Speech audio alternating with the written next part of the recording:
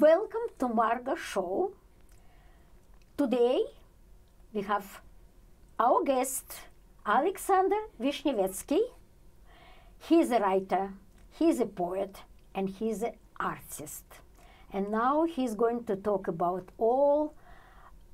art, about poetry, about his book. Okay, Aleksandr? Hello. Actually, probably I'll start from my background. It's kind of not easy way to become artist. Actually, big transformation. My education, I was born, first of all, in Kiev, a beautiful city. I love it very much. But for the last 25 years, I live here, became American citizen, and became free. Immigration was not easy. I graduated Structural Institute, became PhD,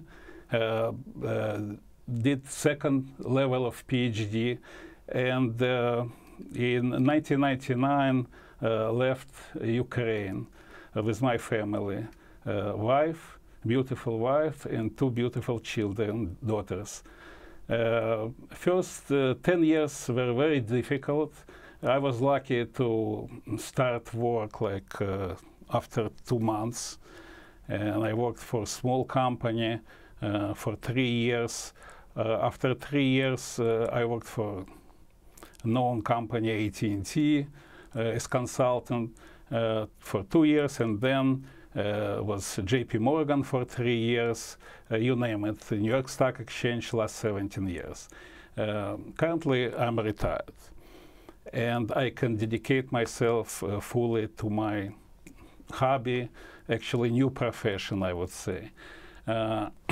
Working for big companies, financial companies, I was doing software development, actually. And before September 11, prior like 2 years, I got feeling that I settled down. I kind of a little bit relaxed more, and I started to do some artwork, writing, and step by step, you know, became more serious in this business. But artwork, first steps were like drawings, like quite complicated, but not really, you know, in colors works. And that day, September 11, I was on the last train to go to work, on last pass train. And it was 9:05. I got out of first building. It was in fire already. It kind of, you know, definitely went through some stress, you know, like I was a survivor, but actually I survived, thank God. And after that, the company was closed for 1 week. You know, this is kind of very... Lucky you, you have yeah, a little vacation. I was lucky. The company was closed, you know, like I was free for 1 week. And under stress, I went down to my basement and started to do my first 2 paintings, you know, like. And for a week I did it, you know, I finished 2 paintings. It was like early works, you know, like, but it was big beginning, you know, like. And then, you know, then like year by year, you know, it was more serious. I was changing my style. I was looking for my way in this complicated business art. And here we are.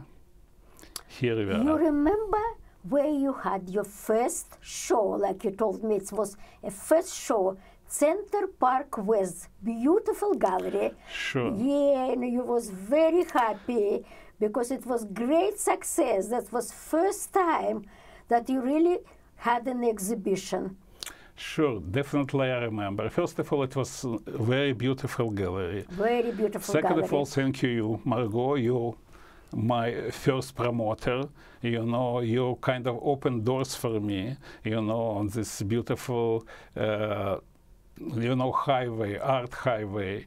And I enjoyed that show very much. It was really important, you know, I got to enough space, you know, like to put my probably, and I know, 8, 9, you know, like artworks, and it was great beginning actually, you know, like first floor, a lot of windows, people were passing by, you know, like look at my and other artists, you know, like, and it was international, by the way. It was guy from France, you know, like Rudik Petrosyan came by. It was Gorbachev there, you know, but like not the Gorbachev, not the president of Russia. It's Yuri Gorbachev, another artist. You were very excited about this.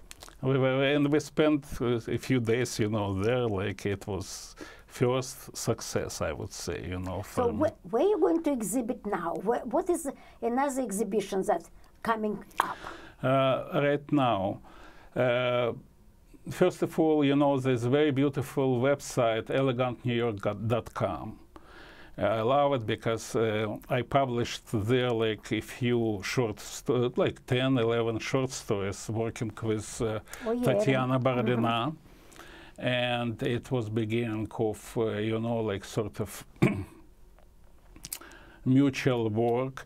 And months ago, Tatiana actually sent me email. He invited me to participate in the show. 10 artists, design show, some jewelries, and actually this is not first one for elegantnewyork.com. And I was there, like I like it, and I mentioned actually I'd like to participate for next one. And here we are, April 12th. 508 West 26th Street, Chelsea, on the 3rd floor. Yeah, coming. But you also Thursday. participate last year in International Art Festival. Right? At Chelsea, and you were organizer of this. I was a curator there. Curator of that show. It was very successful. So actually we've been doing like, I don't know how many shows already, you know, like sort of went through 5, 6 maybe. It was, I don't know, almost every year, you know. And I told you, you know, like I became more, I got more free time, you know, like I retired. And finally, I can dedicate myself fully to my work, you know, like art, poetry, and prose, actually. You know, like I just recently finished the prose. Unfortunately, this is in Russian, but only in Russian. This is in English? This is in Russian. I'm looking for a good translator, because this is not only prose, like 99%, but also some of my poetry. And when some translator can see, you know, like Russian plus poetry, gives up right away, you know. But still, you know, I'm looking for the right person to translate it. Sounds of Future. This is not, this is like second book. First one, this is Sounds, Sounds of Art. And they're kind of sequential, but at the same time completely different. This is more sure, like about famous artists. I put them out of time, out of space, you know, like, and put them on sure terrain, you know, like they can communicate with me, with each other, and they can work standing, you know, behind windows, you know, looking outside. And Van Gogh again, Matisse, you know, like, and I don't know, abstract and abstract expressionist, you know, even down to Peggy Guggenheim. And I'm doing the interview with Peggy Guggenheim at the end of the book, you know, asking her different questions about her private life. She was actually a very open lady, you know. When was it? When was it? You mean like when it was? Peggy lived like 80s, maybe, you know, like if I'm not mistaken, she spent last years in Venice. She settled down in Venice. She brought in like 300 paintings, 300 paintings of modern and postmodern artists. And she was looking for some space, castle, you know, to buy and set up. We have to go to the break. We will be right back.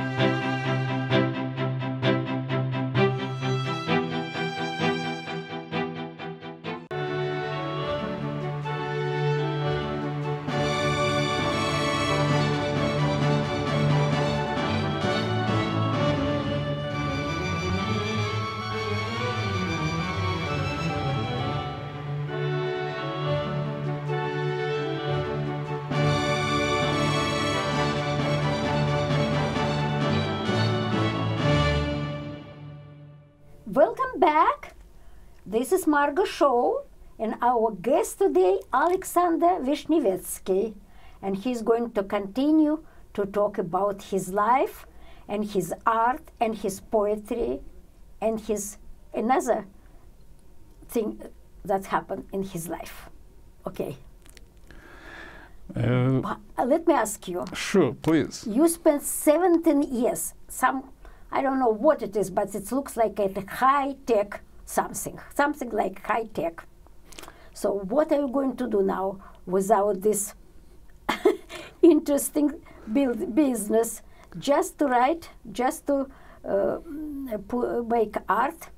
And what about money? I don't think that you can make a lot of money on writing, on art, but nobody knows. Maybe you're going to be big, big, big. I'm trying not to think about this. Actually, I spent in IT almost 40 years in '76. And prior 2 years, I was in Mongolia. You know, serving Soviet army, and it was very tough and very good experience, actually. You know, like in the middle of nowhere, 2 years trying to. But I was a Russian officer. It was a little bit easier than soldier.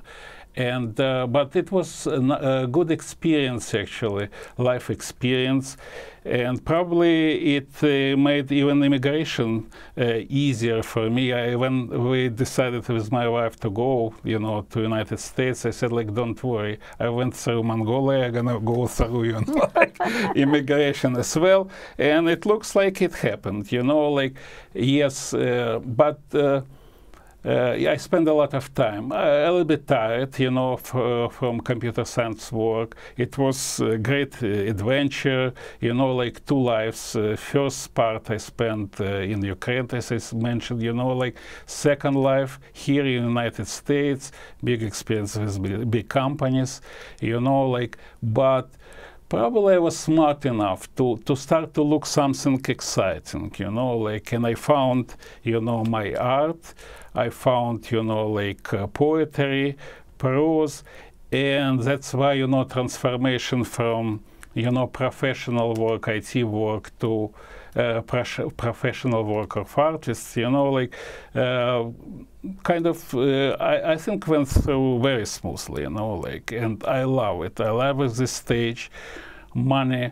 I made enough money to not to think about this for a living, for me and especially for my wife. Oh, fantastic, fantastic. So she kind of a little bit hesitated, but I said, like, don't worry. Most likely, maybe, you know, like, if I won't start to sell my works, you know, like, but not considering to sell my works, will be, I hope will be fine. Who knows? Never say never, but I don't know. Just for now, I can dedicate myself fully, you know, like, to this. Anyway, a few years ago, we did beautiful catalog with Volodya Andreev. He is great publisher. He did very great and beautiful work. And actually, this is my catalog with 70 works and actually poetry translated in English. Two translators, John Hall and Robert. Famous name Rothschild. Famous name Rothschild. Rothschild, right, yeah.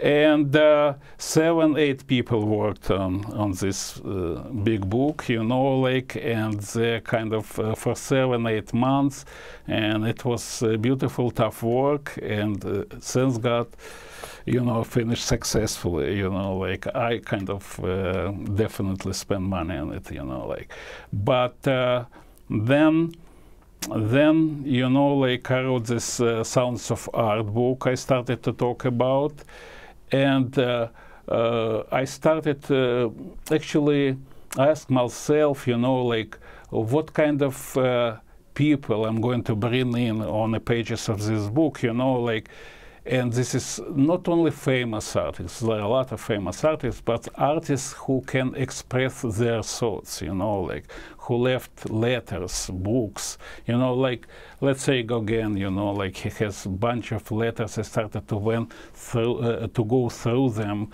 and study them, you know, study his thoughts, you know, comparison parallels with prior artists like Delacroix, and then you know, like, No, for a famous book with this, you know, like, his you know, like, trip to Tahiti, and he lived there a number of years. He went through back and forth, you know, to Paris with exhibition, which wasn't successful, and then he came back. He died there, you know, like. Very surprisingly, you know, like, this story, you know, like, Matisse knew about this adventure, you know, like, he went there. He went there to, in some kind of, you know, stage when he kind of looking for new emotions, new kind of excitement, and he changes in his career, and he went there to find and to see what Gauguin saw, you know. He saw bright colors, you know, like forests, you know, everything, whatever Gauguin saw. He was very excited and came back and started to work. Matisse, actually, you know, like, I opened before this book, I even didn't like him, you know, like, to be honest, you know, like, but reading, you know, like, his letters, you know, books about him, conversations with famous people, you know, like, I understood more about, you know, famous Matisse, you know, like, he had son who worked here in New York. He had gallery, and what happened, actually, he married, you know, like, girl from Corsica. But in 1 year, he found out that this is not his, you know, like, kind of lady, you know, he'd like to spend life with. But her husband was kind of a little mafia as far as I remember, you know, the guy. You know, like Matisse was afraid of him. You know, he probably he thought maybe he's gonna kill him. And that guy, you know, went to, you know, he sent, you know, to New York, you know, his son. And he started to do art business, and he sold a lot of, you know, like, he became like art dealer, very famous, sold works of Matisse and other, you know, like artists. So this is quite interesting story. I learned this writing this book. But I'd like to talk about second one book, Sounds of the Future. This is more important. In English?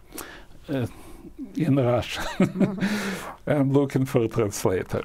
So this book actually more serious, and after you know, every visit of, you know, like big show like Art Expo, Freeze, you know, whatever we can see here, Miami show, I didn't like art. I saw it, you know, like I was very disappointed. Maybe I'm not so modern, whatever, but still, you know, like I understand, you know, like art, I think, you know, I learned a lot. And I was very, very disappointed. I asked myself, you know, what's going on? Why I can see what I can see, you know, like whatever.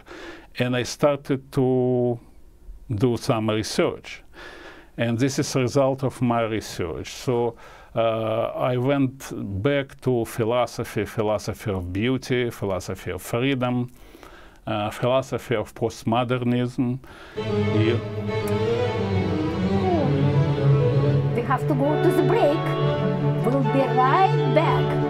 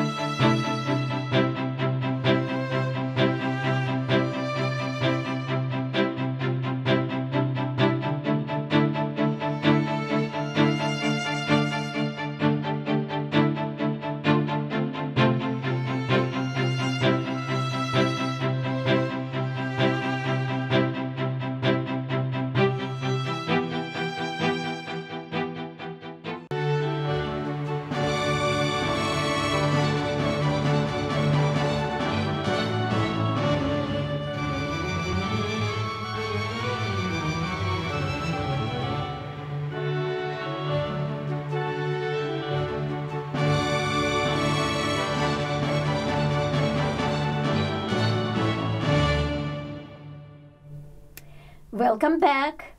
This is Margo show. Our guest today, Aleksandr Vishnevetskiy, and I want to ask you a few questions about your art. Can you tell us what do you think about your art? What kind of media is this? Is it abstract? Is it figurative art? How you describe your art? Actually, I think I found a lot of components of my direction, you know, I'm going to, and this is, I think this is different from whatever I can see around. I'm using thick colors, you know, like very bright colors, very thick and rich texture, a lot of gold, different kind of gold, but gold, I'm trying to use it like a regular color, you know, a mixture with other colors, and it brings in some special effects. But at the same time, you know, I'm working in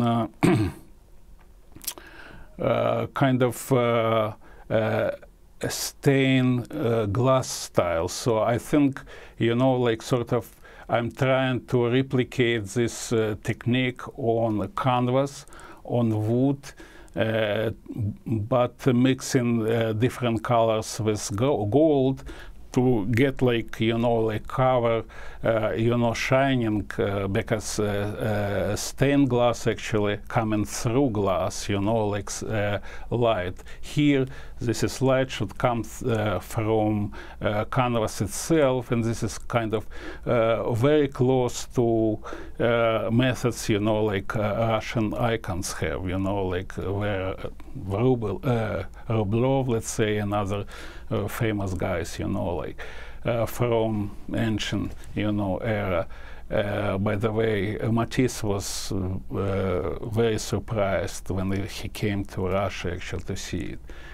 Meanwhile, I had a dream, you know, like, and the dream is some kind of, you know, like word came around, flying in my mind, you know, like extrematism, you know. And when I woke up, I started to look at on internet. I did not find it, extrematism. And actually I understood, you know, like it's kind of very, it fits, you know, like whatever I'm doing, you know, like I'm using, you know, extreme amount of, you know, like paint, you know, I'm working on acrylic itself, I'm trying to get, you know, 3D effects, you know, like on wood, on canvases. Okay. Please come back next week. This is Margo Show. Thank you very much. Thank you for bringing me in, you know, like thank you for having me here.